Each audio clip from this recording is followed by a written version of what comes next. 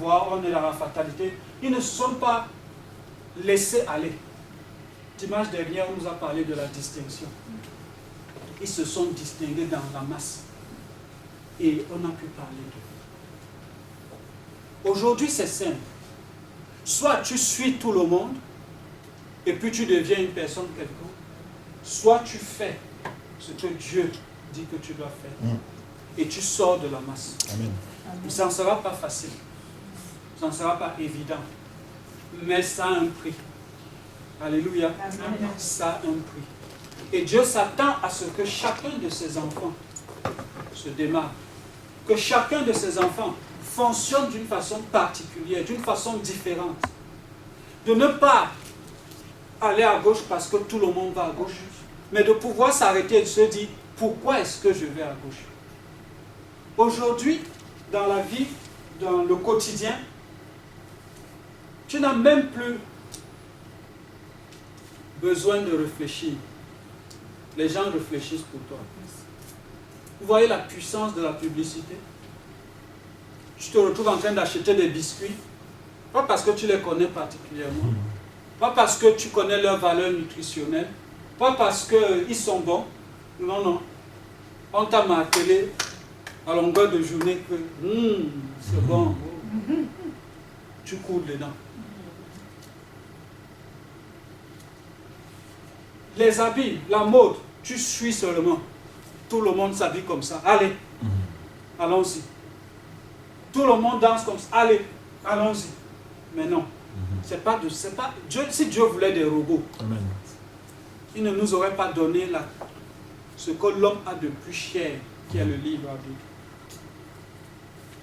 Tu peux décider. Dieu ne veut pas des robots. Si Dieu vient te demander pourquoi, ma fille, pourquoi tu manges ça, tu vas lui dire quoi? J'ai vu la publicité là qui disait que c'est pas mal.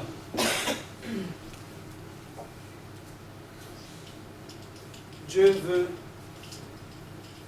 des personnes qui sont fermes. Amen. Amen. Des personnes qui sont fermes, des personnes qui ne se laissent pas séduire. Je ne dis pas que la publicité n'est pas bien, c'est bien, ça nous informe sur certaines choses.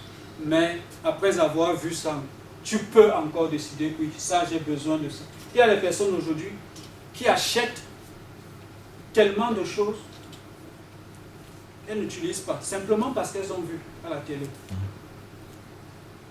Amen. Amen. Donc il faut savoir que tu as la capacité, tu as la possibilité de choisir. Et c'est ce que Dieu veut que chacun de nous fassions. Choisir, c'est de ton ressort de choisir de le connaître ou de ne pas le connaître. De le connaître ou de décider que bon, moi je vais me contenter de ce qu'on me donne, de ce que les autres disent. Tu as besoin en fait d'avoir une conviction personnelle. Tu as besoin de ça. Si tu n'as pas une conviction personnelle, la flatterie, la séduction va venir balayer ça. Si tu n'as pas une conviction personnelle de qui est ton Dieu, tu vas te retrouver par terre facilement. Si tu n'as pas une conviction personnelle de ce que Dieu attend de toi, tu feras ce que les hommes attendent de toi. Et c'est dangereux. Parce que nulle part dans la Bible, il n'est écrit « Tel connaît les plans que j'ai formés sur toi ». Il a dit « Je connais », c'est lui seul qui connaît. Amen. Un homme peut avoir l'idée, mais Dieu est celui qui connaît. Parce qu'il sait avec exactitude Amen. là où il t'amène. Amen. C'est important de connaître ce Dieu. C'est important de développer des convictions personnelles avec son Dieu. Amen. Amen. Revenons sur nos trois jeunes. Donc, qui s'appellent maintenant Shadrach, Meshach et Abednego. Donc, dans le chapitre 3, on nous dit que le roi a élevé une statue. Et il a dit, au son des instruments de musique, je veux que tout le monde m'adore. Adore, même pas, n'adore pas le roi, hein, mais la statue. N'adore pas le roi, mais la statue. Vous savez, ces jeunes, on les a amenés en esclavage. Ils ont dit, c'est pas grave. On les a séparés de la famille. C'est pas grave. On a changé leur nom. C'est pas grave. Mais là, on leur dit maintenant, agenouillez-vous, adorez une statue. Là, ils disent non. Non, ça, on ne fera pas. Ne permets pas que la communion que tu as avec Dieu soit détruite. Les gens peuvent t'insulter. Ils peuvent, comme on dit souvent, marcher sur toi, faire ce qu'ils veulent, s'amuser, dire n'importe quoi sur toi, mais ne permets jamais. Ce que tu dois préserver plus que ta vie, c'est cette communion avec Dieu. Amen. Parce que si tu la perds, si tu la brises, alors tu as tout perdu. Tu as tout perdu. La Bible nous dit, à quoi sert-il à un homme d'avoir toutes les richesses et de perdre son âme? Aujourd'hui, beaucoup de gens courent derrière ces richesses et perdent leur âme. Ces jeunes-là, ils ont dit non. Pour ça, on ne discute même pas. Et j'aime bien la façon dont ils ont répondu au roi. Amen. Amen.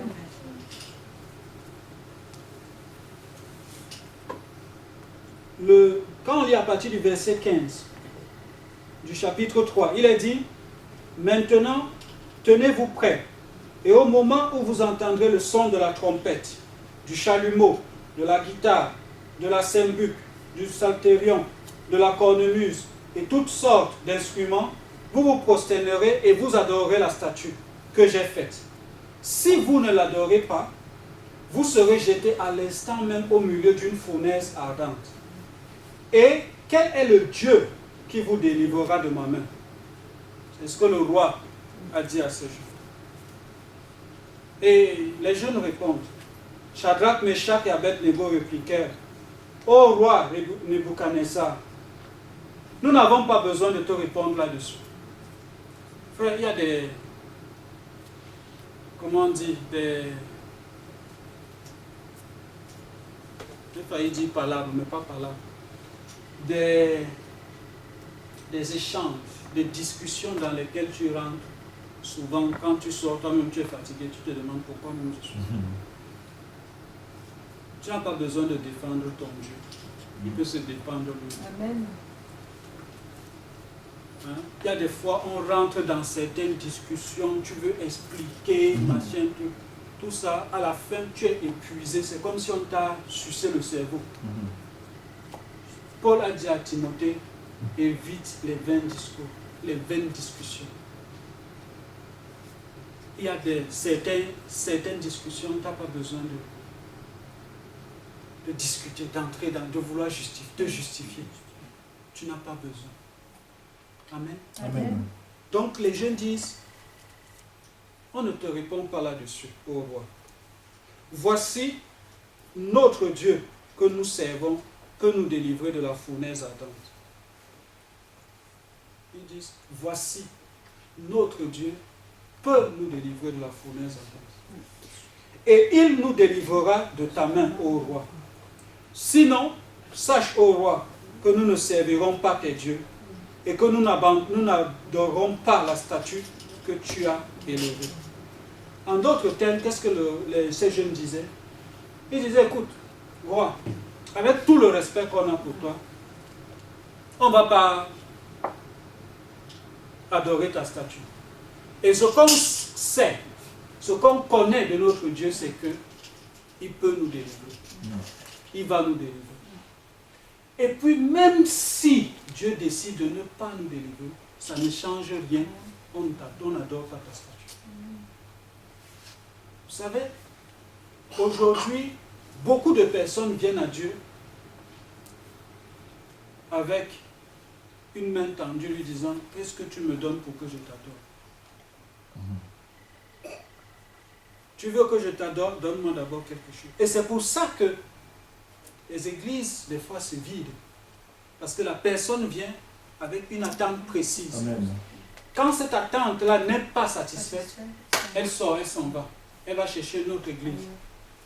Certains même rentrent à la maison et disent que ce Dieu-là, je ne le sers plus. Il se fâche contre Dieu.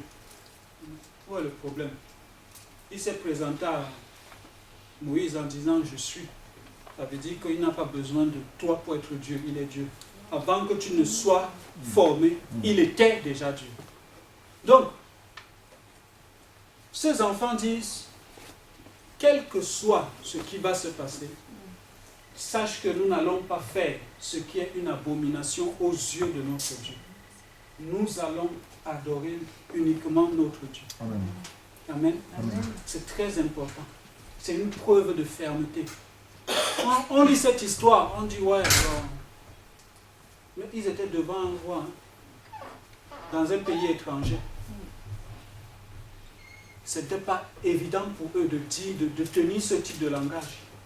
Et si le roi s'adresse à ces trois-là, ça veut dire que parmi tout le peuple qui était maintenant en déportation, beaucoup s'étaient déjà agenouillés pour adorer cette statue.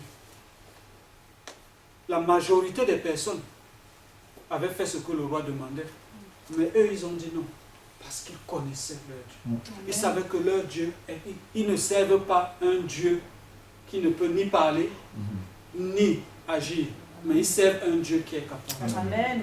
Est-ce que tu sais que le Dieu que tu sers est capable? Amen. Il est capable. Il est encore capable aujourd'hui de te sortir des pires situations dans lesquelles tu te trouves. Ces jeunes ont simplement fait une chose: faire confiance à Dieu. Ils le connaissaient. Amen. C'est triste et c'est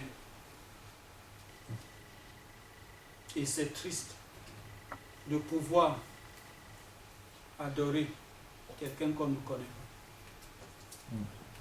Ta chrétienté devient fade. Elle n'a pas de valeur, elle n'a pas de sens. Jésus est venu, il a dit à la Samaritaine, vous adorez ce que vous ne connaissez pas. Aujourd'hui, beaucoup d'enfants de Dieu ne connaissent pas qui est leur Père. Beaucoup d'enfants de Dieu fonctionnent comme des orphelins. Pourtant, ils ont un Père. Beaucoup d'enfants de Dieu souffrent aujourd'hui d'une chose, de la crise d'identité. Ils ne savent pas qui ils sont. Ils ne savent pas qui ils sont. Pourquoi? Simplement parce qu'ils ne savent pas. Ils ne connaissent pas de qui ils viennent. Ils ne connaissent pas qui est leur Père. Amen. Amen. Amen. C'est important. Dieu veut que nous le connaissions. Il veut. C'est très très important, mes frères. Qu'est-ce qui s'est passé? On a chauffé la fournaise ardente cette fois. On a pris, on a lié ces jeunes, on les a portés pour les jeter dans la fournaise. Les personnes qui les ont jetés sont mortes. Elles ont été brûlées parce que la fournaise était trop chaude. Et le roi est surpris parce qu'il regarde au milieu de la fournaise, il voit 4 personnes en bon état, en train de se balader. Et il appelle ces gens, ces sujets, leur demande, n'avons-nous pas jeté 3 personnes? Comment se fait-il que nous voyons 4 personnes?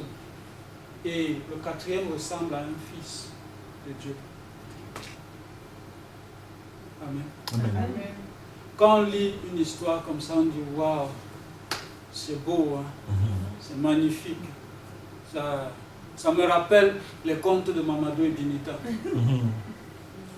Mais ces jeunes-là, quand on les avait portés, ils ne savaient pas ce qui allait se passer. Au moment où on les a balancés, ils ne savaient pas ce qui allait se passer. La Bible ne nous le dit pas. Peut-être qu'un, il criait, waouh, waouh, et puis les autres, mais arrête de crier. C'est bizarre, ça ne chauffe pas. Tu as déjà vu ça, tu sautes, tu crois que tu es en train de tomber, waouh, après tu te rends compte, ah oui, d'accord, je suis déjà de. Donc je n'étais même pas haut. Mais est-ce que vous pouvez imaginer qu'est-ce qu'ils ont pu vivre entre le moment où on les a portés et le moment où ils ont été balancés, le moment où ils ont vu le miracle de Dieu? Ça a été la période la plus intense de tout ce qu'ils ont pu vivre.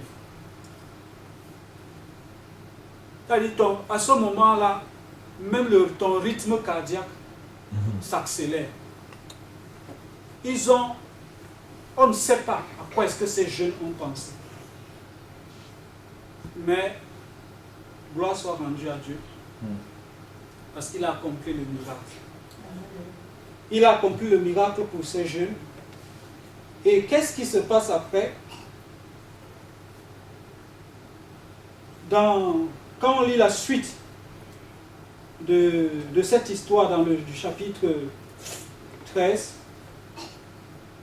pardon, du chapitre 3,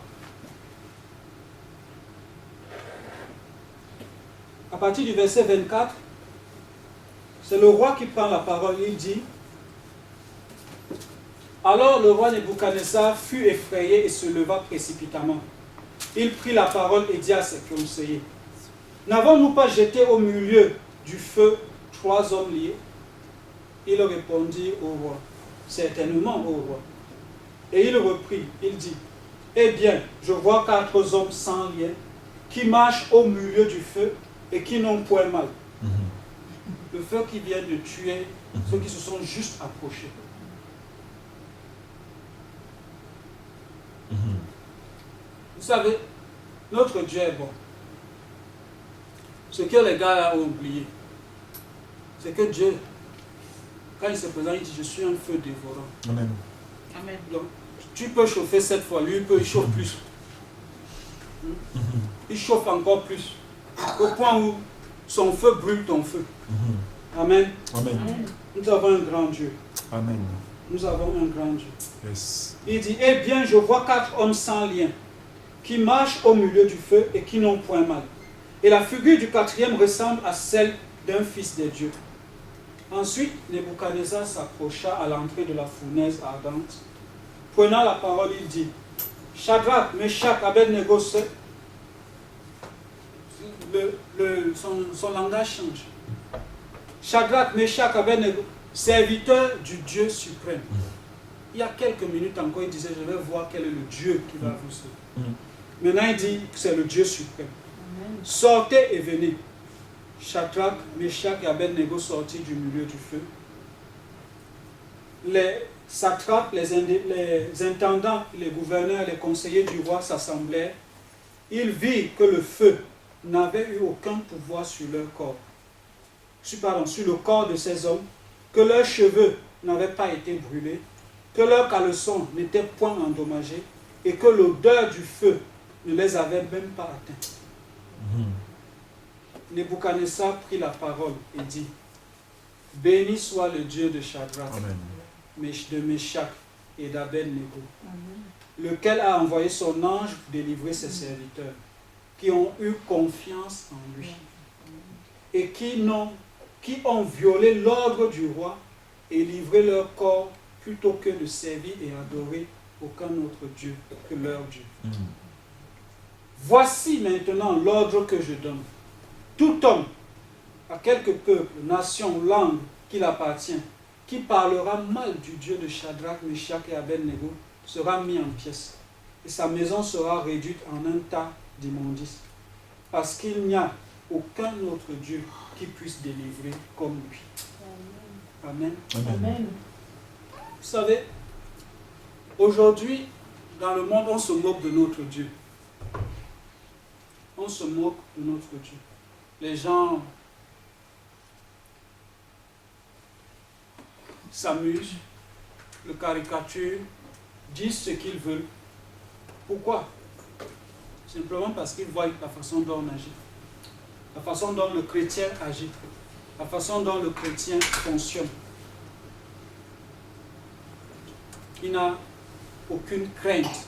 Si toi-même, enfant de Dieu, toi qui connais Dieu, tu n'as pas la crainte de Dieu, ne t'attends pas à ce que le païen puisse avoir cette crainte-là.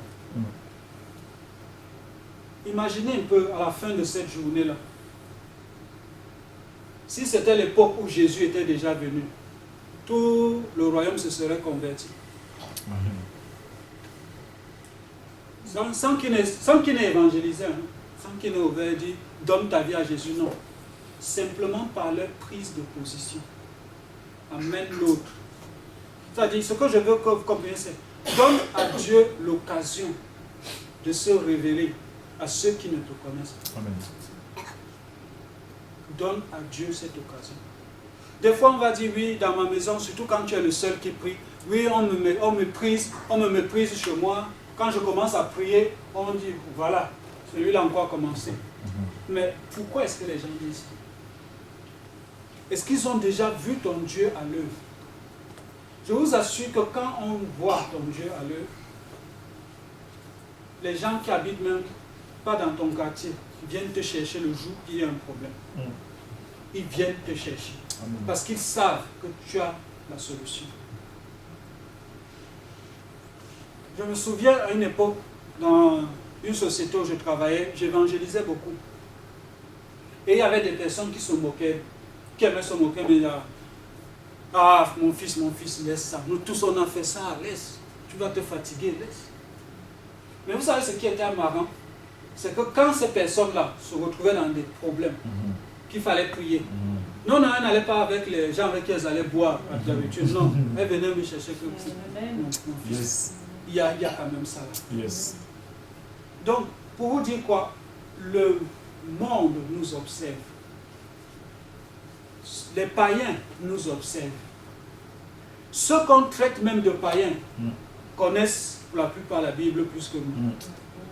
Mais ce dont ils ont besoin aujourd'hui, c'est de quelqu'un qui leur dit c'est possible. Amen. Quelqu'un qui leur montre Dieu. Dans l'Ancien Testament, quand on parlait de Dieu, on disait, pour bien situer, pour qu'on ne se trompe pas, qu'on sache de qui on parle, on disait le Dieu d'Abraham, d'Isaac et de Jacob. Mais ici, vous voyez, on ne parle pas de Dieu d'Abraham, d'Isaac et de le Dieu de Shadrach, Meshach et Abednego. Est-ce que quand on parle de l'Éternel, on dit ton Dieu? On dit le Dieu d'Abraham. Abraham est mort, c'est fini. Aujourd'hui, on devrait dire ton Dieu pour pouvoir identifier ce Dieu. Yes. Dieu a fait sa part. Il s'attend à ce que nous puissions nous approcher de ce trône de grâce et de le connaître véritablement, de développer des convictions sûres, de bâtir sur du roc. Alléluia. Alléluia. Aujourd'hui, beaucoup bâtissent sur du sable. Beaucoup bâtissent sur du sable. Très peu bâtissent sur le rocher. Ce rocher qui est Christ. Amen. Amen.